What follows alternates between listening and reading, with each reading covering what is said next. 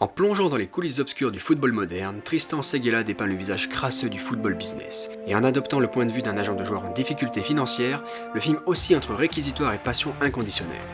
Sans jamais saisir réellement le sens de ce qu'il montre, Mercato n'en reste pas moins un thriller efficace, très bien rythmé et porté par un Jamel Debbouze des grands soirs. En somme, c'est un peu une tentative à la Safdie, qui rappelle notamment leur Uncut Gems, mais sans la liberté artistique ni la folie des deux frères américains. Alors Mercato, ça raconte l'histoire de Driss, qui est un agent de foot dont la carrière est en chute libre depuis la retraite de Matuidi. Désormais hors course, il ne négocie plus que pour des petits joueurs auxquels il n'accorde aucune considération. En somme, c'est un métier qui n'a plus aucun sens pour lui, mais lorsqu'une ancienne connaissance tout juste sortie de prison lui réclame des intérêts, son métier devient alors un moyen de survie, et il n'a plus que 7 jours pour conclure un très gros deal. Dans ce thriller où la passion s'efface sous une montagne d'argent, Jamel Debbouze incarne avec brio un agent véreux et solitaire. C'est un portrait peu flatteur qu'il joue avec une touchante vraisemblance.